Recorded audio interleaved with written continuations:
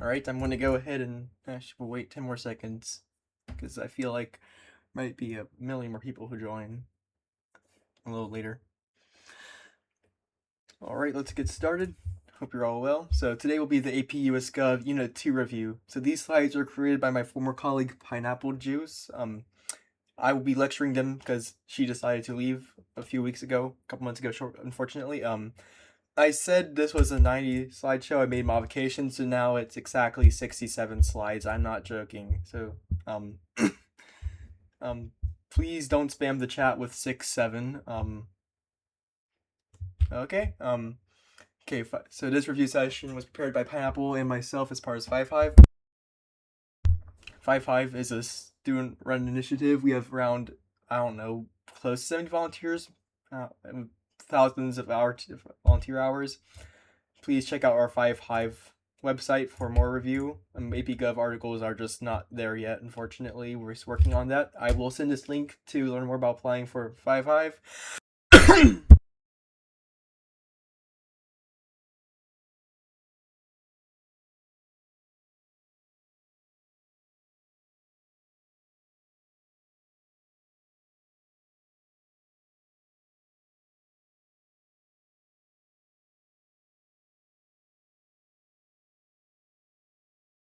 Wait, was I on mute? How long have I been on mute for?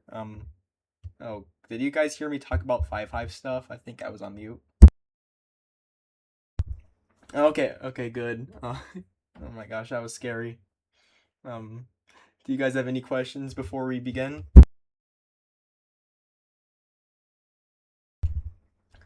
What is the Constitution? It's the blueprint of our American Republic. That is an on-topic question, so kind of. Okay, so 2.1 is about the Congress. So Congress is the legislative branch. They make the laws.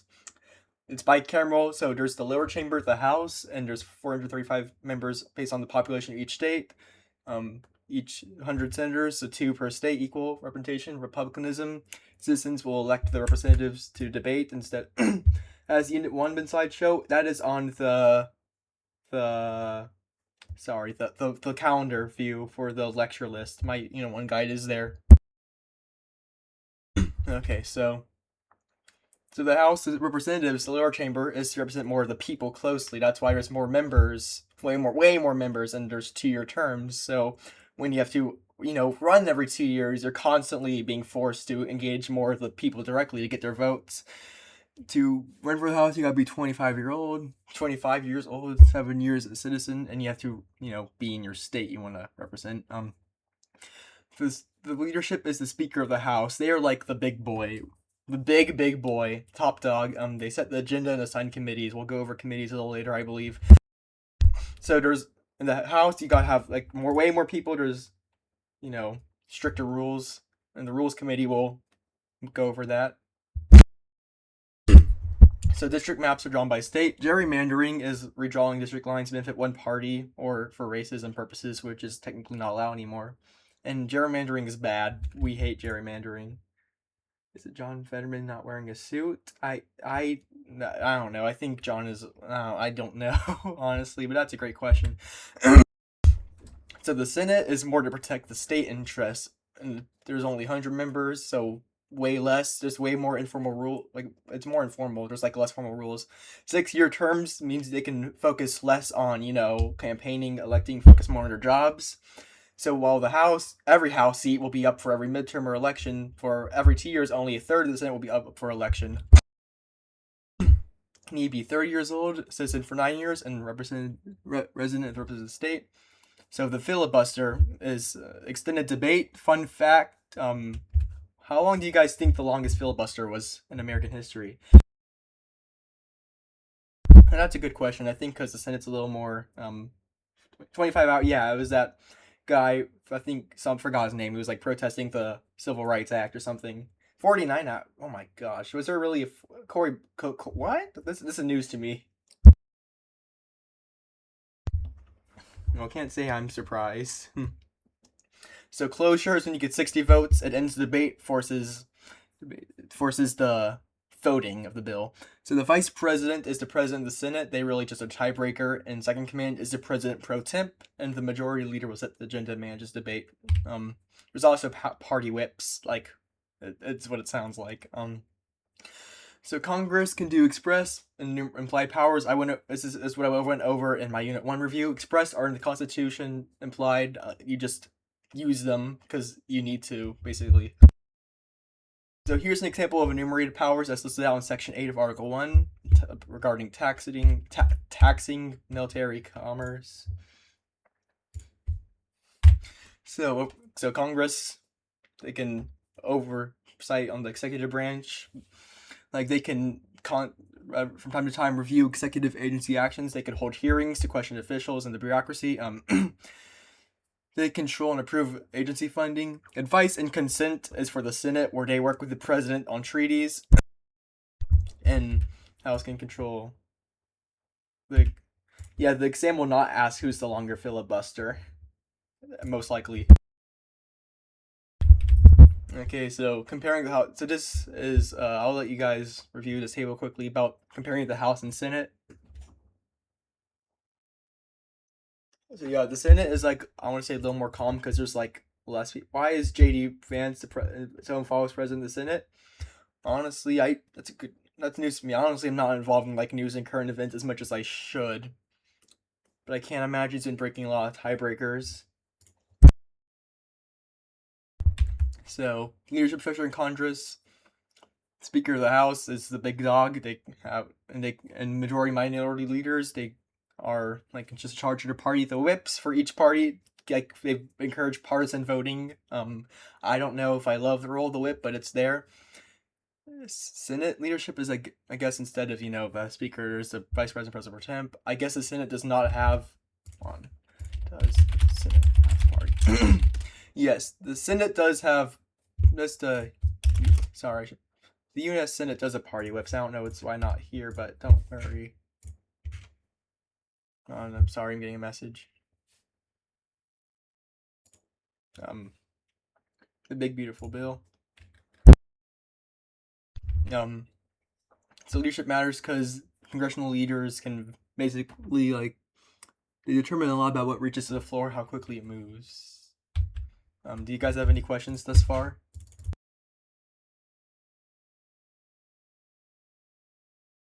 How beautiful is the big beautiful bill? Well, that's very subjective.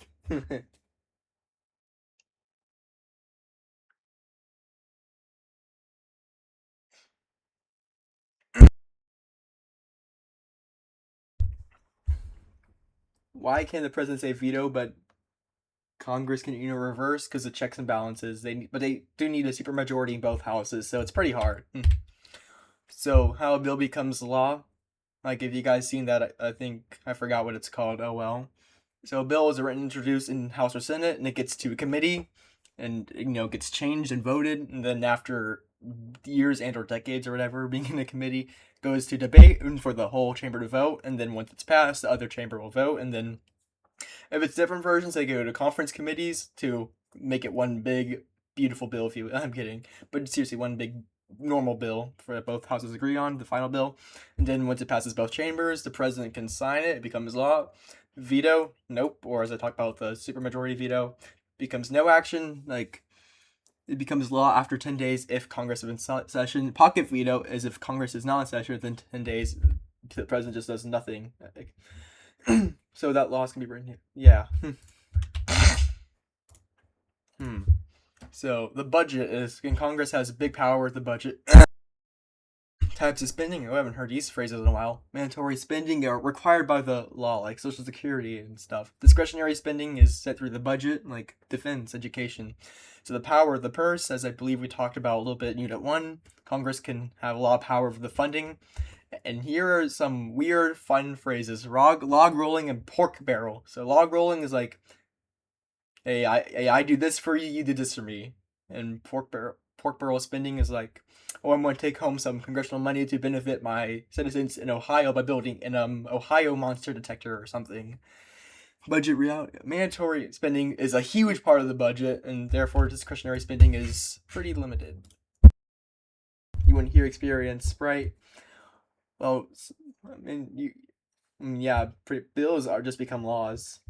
Yeah, they're just made to become laws. So there are three models of representation. Trustee is like, hey, I know what I'm the one who did 50 years in political science school. I'm the one who got voted in. I know what I'm doing, and they'll use their judgment instead of what the constituents want. Delegates are like, hey, I serve the people, not the other way around. So they just do what the people want. And political model is a mix of both. So pretty good. And partisan voting and polarization, which is what I wrote my literature review paper on for my political science class I'll be turning in soon. Partisan voting is when they vote with their party, usually because the whips might make them with a whip. Not with a whip, but polarization is the growing ideological divide between Democrats and Republicans, and there's less members in Congress. This polarization is bad. Oh, yes, I'll be explaining the different committees pretty soon, I believe, like standing, yeah, standing, select, joint, conference. I believe there's a couple others. So gridlock is like it's hard to pass. No one was cooperating. These bills are not gonna. It takes way longer to pass bills, and by less bipartisan compromises and more public frustration. Like we are always frustrated. So redistricting every 10 years after the census. Census is a big thing I know for genealogy. And gerrymandering is bad. It usually favors a group or case. Why is it called gridlock? Because it's kind of like a lock. Like you can't go further to push the bill. So let's go over these two cases a little bit more in detail since they are required and could be on our FRQs. So Baker v. Carr, it's about so making sure everyone has equal. So it was gerrymandered in a way where some votes counted less. So the Supreme Court used the Equal Protection Clause, and they established one person, one vote. I'd highly suggest you guys look. Oh, I believe we'll be getting articles about for the mandatory cases in more detail eventually. Not in time for this AP season though. Shaw v. Reno was about Judiciu or Reno. I think our race. That might be a good way to memorize this one. Is about the race. So basically, racial gerrymandering was made unconstitutional, even if it was to help minority groups. So do you guys have any questions about Congress? Let's see who's here. I don't know how many people. Why do they wear black robes? I guess out of tradition, and not because they would not wear like because I said so. So Article 2 is about the Constitution is the formal powers of the president. So our Donald John Trump. So they do have influence over legislative, like they can veto, pocket veto, and they also are the commander-in-chief of the armed forces. Yet only Congress can formally declare war. They also can nominate federal judges, ambassadors, executive officials, but they do require Senate approval, so checks and balances right there. And of course, they must ensure laws passed by they execute the law. Like the law, Congress passes a law, the president will make sure it's executed accordingly. They do it. They can negotiate treaties. They can call Congress to special sessions. They deliver State of the Union. And these are informal powers not listed by Article 2. Executive agreements, they can make not treaties, but like international arrangements without the Senate needing explicit approval. They can write executive orders, which I think is pretty much like a law, but the Supreme Court can still strike down unconstitutional stuff. The easiest way to memorize what? But like I don't know.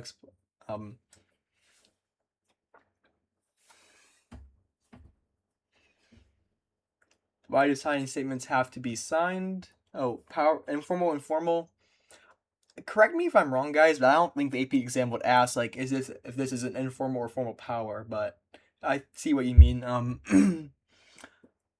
I think like you can memorize the bully pulpit easy. Like the bully's like, oh, I'm gonna bully you to doing this kind of like not necessarily bullying, but they're like kind of persuading and they're trying to pressure lawmakers. And yeah, signing statements is like President signs a bill, but he's like, oh, this is how the law will be enforced by myself. Oh, okay, good to know. So, president powers limits is not absolute, of course. So, Congress can override veto supermajorities, and it can reject appointments, treaties. The court can strike it down, for example, and if they use the bully pulpit too much, it can cause backlash. And federalism, remember, federalism is a big thing in the course, so you will see it. Besides just one, power shared between the national governments and states control certain things, like the policing. So things that need Senate approval are members of the cabinet, federal judges, and certain high-level executive officers of president ELP positions. Appointments can be controversial because divided government, like Trump, would usually appoint a Republican SCOTUS judge, like Amy Coney Barrett in 2020, and nominee background, of course, and timing of politics, like if it's near an election or a scandal, then could cause more controversy. So judges have life tenure and no term limits, which is meh. Hissy way. So the president could tilt the case, the court ideology, like making a Republican majority court, which can reduce the amount of Republican laws that the court may deem unconstitutional. And of course, they have to fall under approved by the Senate by some consent requirement, and confirmations can still become political, even though a lot of positions, pretty much everyone's political. This is a check on the president's power. So if Congress doesn't approve what a president wants, like Congress refuses to pass a bill the president wants, the president can make an executive order using signing statements to try to get the law to go a little bit more their way. They can control agency direction, guiding federal departments and how they apply laws. And the president might use these tools like gridlock, we mentioned earlier, can make it really dang hard to pass a bill. So executive orders may be necessary. And there might be urgent situations or policy priorities that Congress might resist. So, for example, No Child Left Behind by Bush was an executive order. It was implemented even though some lawmakers disagreed with it. Why do benches exist in the Senate? I don't know, man. Sorry. So formal powers, treaty making, appointment a judge, veto power, etc. Informal powers, executive orders are not in the Constitution. For signing statements, executive agreements, bully pulpit is not in the Constitution, but these are informal powers. I don't. Okay, so required document, Federalist Number 70, cut by Alexander Hamilton, I believe. I honestly can't remember if it's by Hamilton or Madison. I know one of them is by Hamilton. It is Hamilton. I'm sorry. So he argues just one executive, clear leadership, no dilly-dallying, no lollygagging. What's the word I'm looking for? No. Yeah. It promotes the president being able to reply quickly. And allow accountability, since it's just one person, they can be more. Who's the one to cheat on his wife? Okay. So strong presidential leadership power says if there's a foreign threat or emergency, then we will act on it. Secure citizens' liberty, property, for instance. So term limits. So a lot of you guys may know FDR was the only president to serve more than twice, and everyone's like, wait, what? That wasn't that legal? No. So George Washington, what he decided to not run for 2 terms, is pretty much an informal president, but then FDR decided, screw this, I'm going to run 4 terms, and then Congress was like, oh, hell no. So the 22nd Amendment basically just limits, to 2 terms officially. Not much to say there. The technology also transforms presidential communication, like the fireside chats from FDR's allows him to speak to people. Now we have the news, YouTube, a lot of ways to hear what the president is saying, fortunately or unfortunately. Bully Bullpit continued to influence public government, so using televised speeches, pressuring Congress, hey, you need to do this, you need to do that.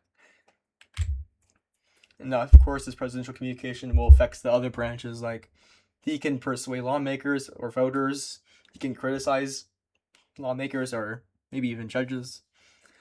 And I'm sure you guys all aware of Trump's tweeting. That's one way he communicates with the world, the nation.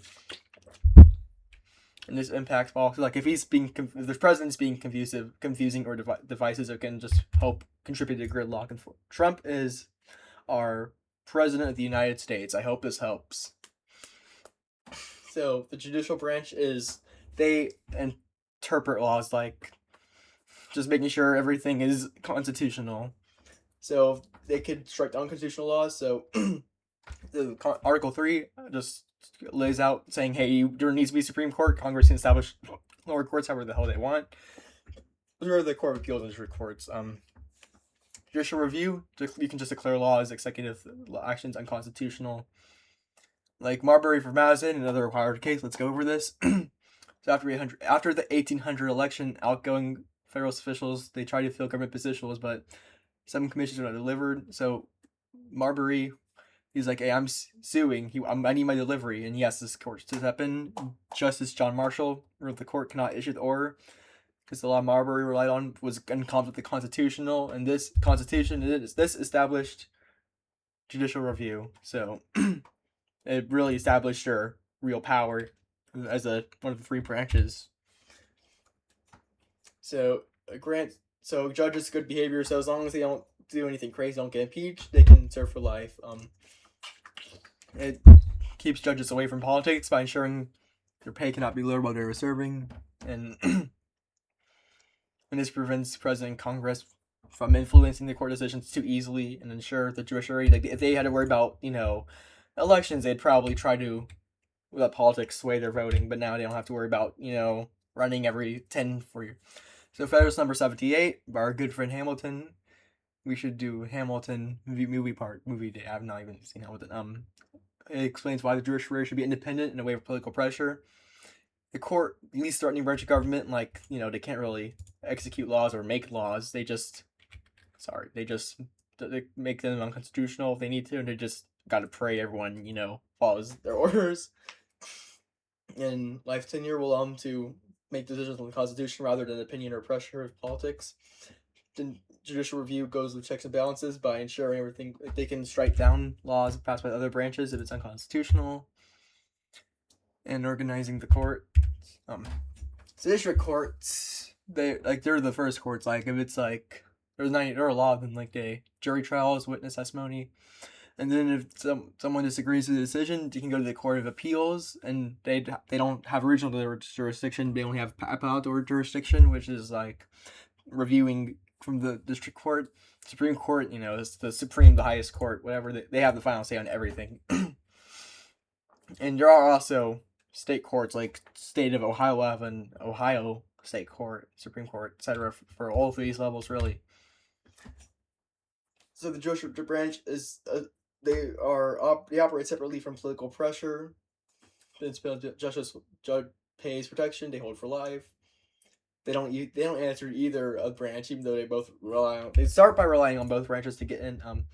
Can Supreme Court pick up cases that aren't appealed? Yeah, they have either original or appellate jurisdiction, depending. But usually, I believe they go, yeah. And judicial independence matters, so the court can just base decisions on the law instead of being loyal to their party or public opinion.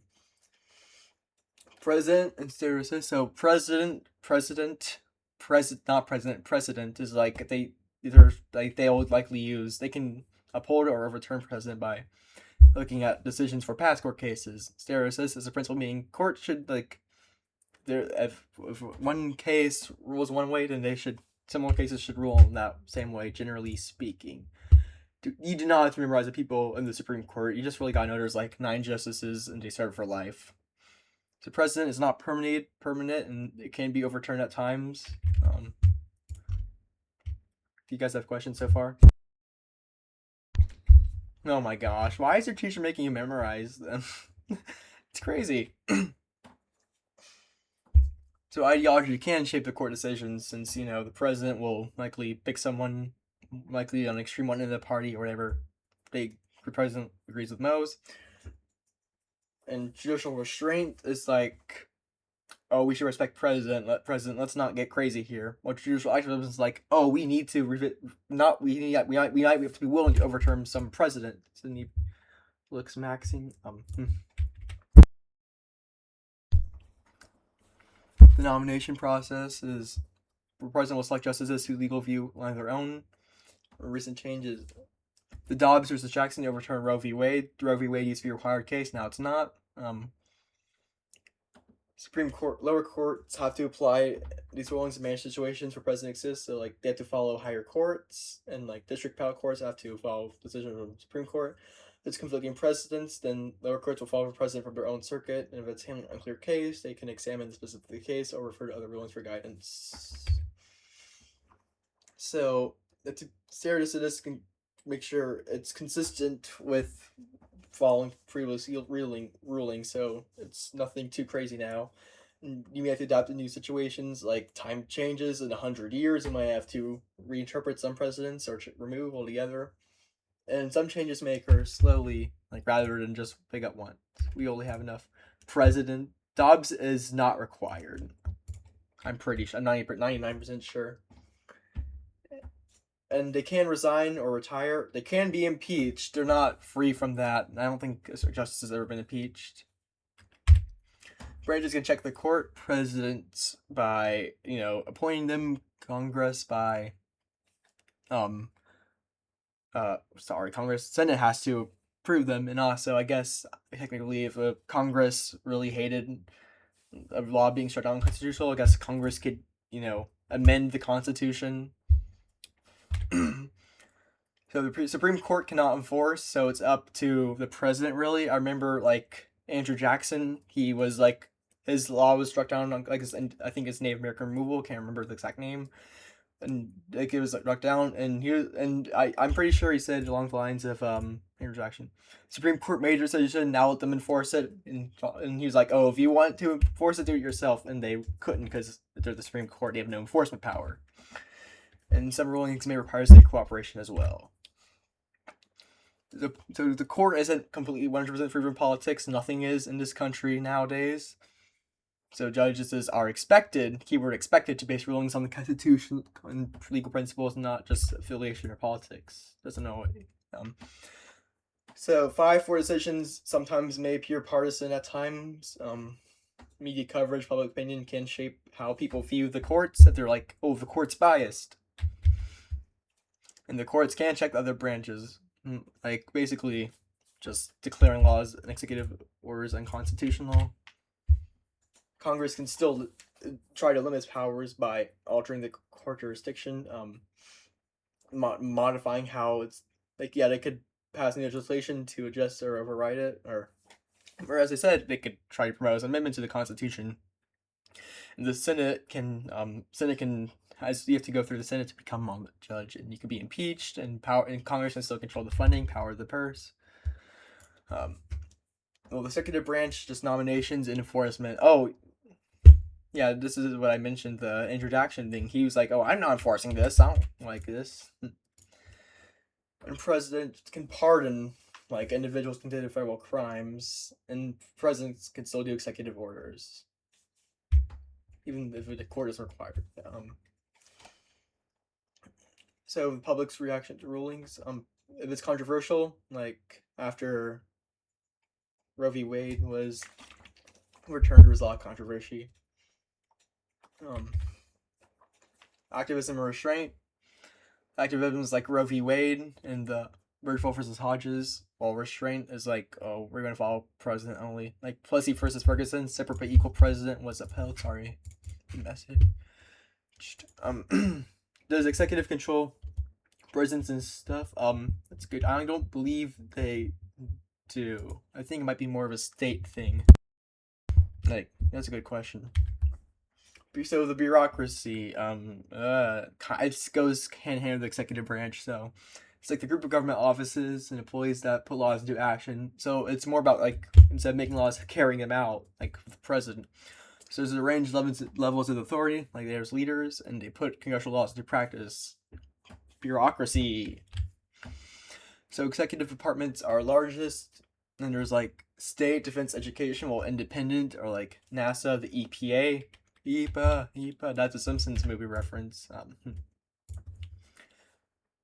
So the spoils system was like bad. Boo was like, oh, I know you, you're a good friend, you have my exact views, that you're hired. But now it's merit based, so now they have to, do its best, not be biased. Thankfully.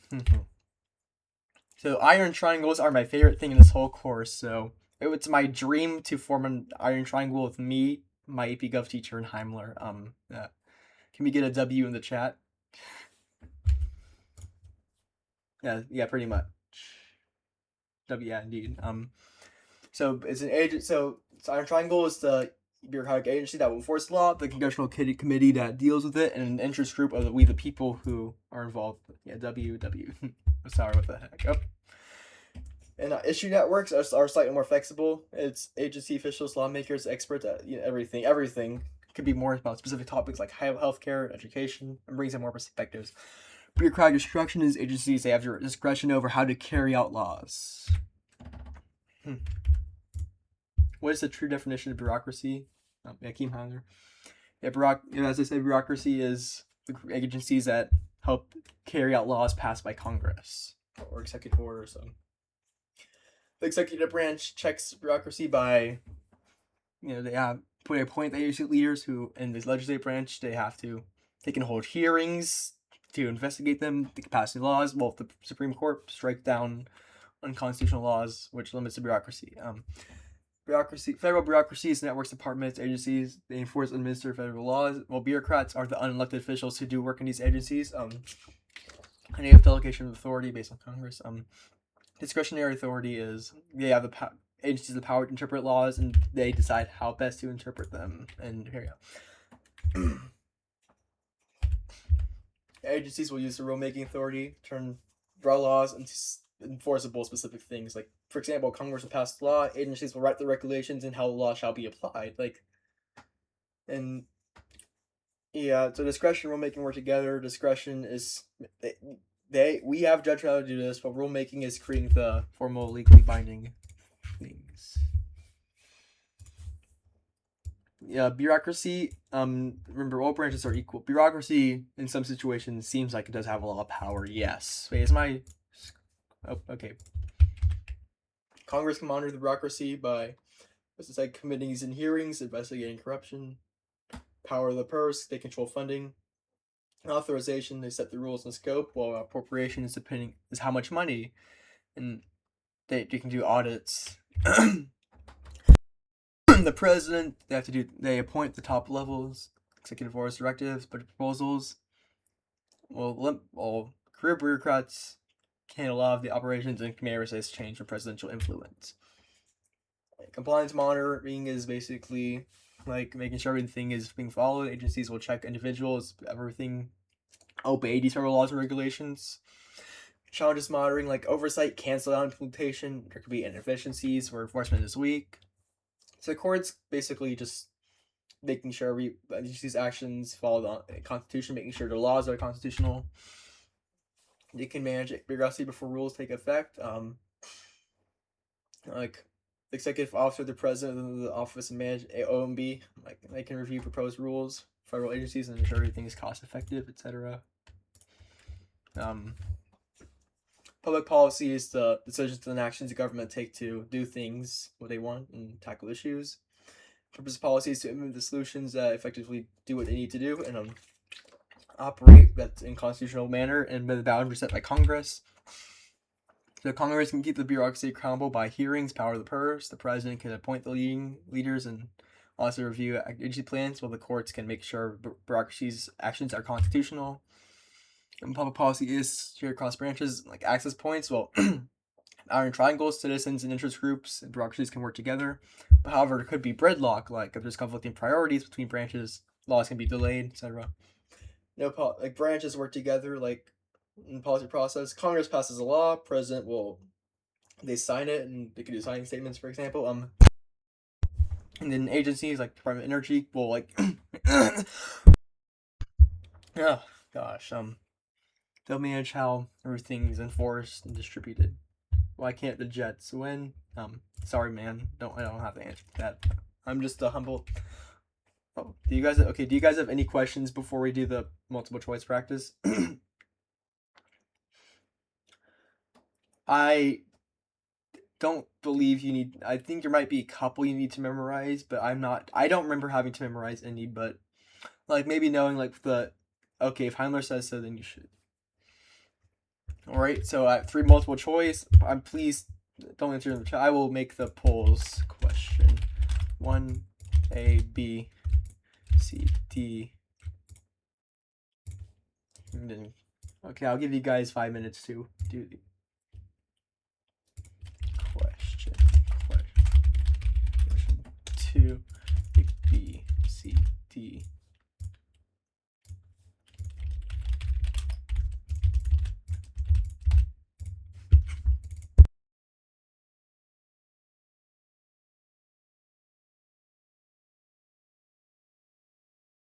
Does you have any questions? What we just do? Can you recite them?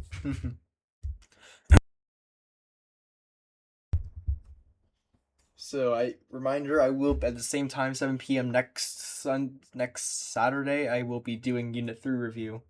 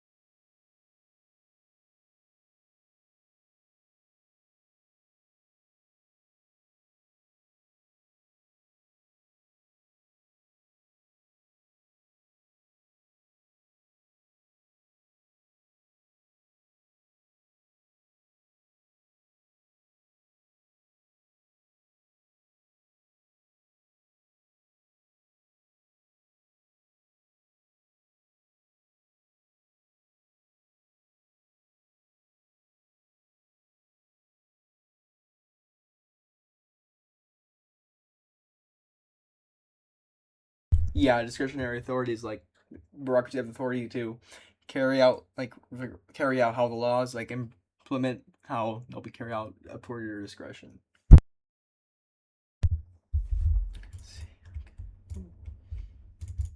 Wow, but looking at the votes so far, you guys are all on the same page. I'll give you guys a couple more minutes.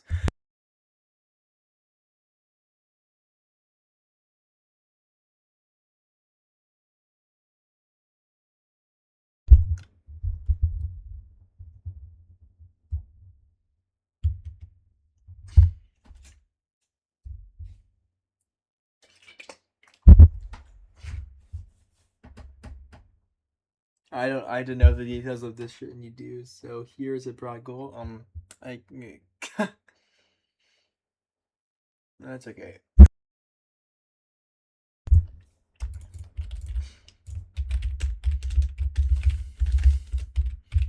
I should probably take a look at this.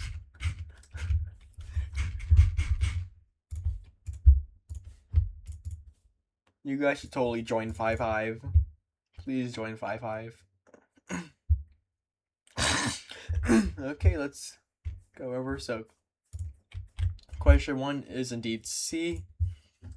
Question 2 is indeed. Okay, I'll go over question 2.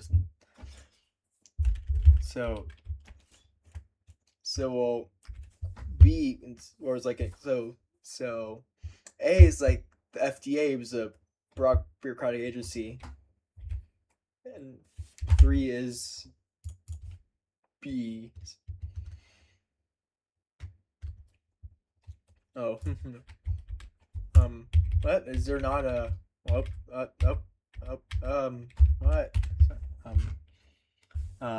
Okay. Do you guys have any questions before we end?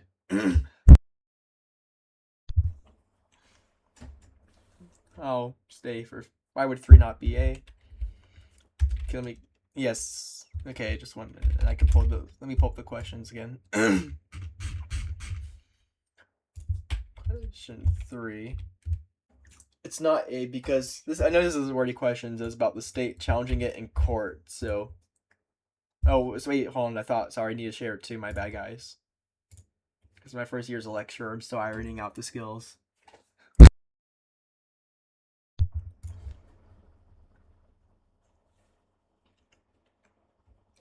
will also been there. So yeah, I hope that answers your question about why this answer.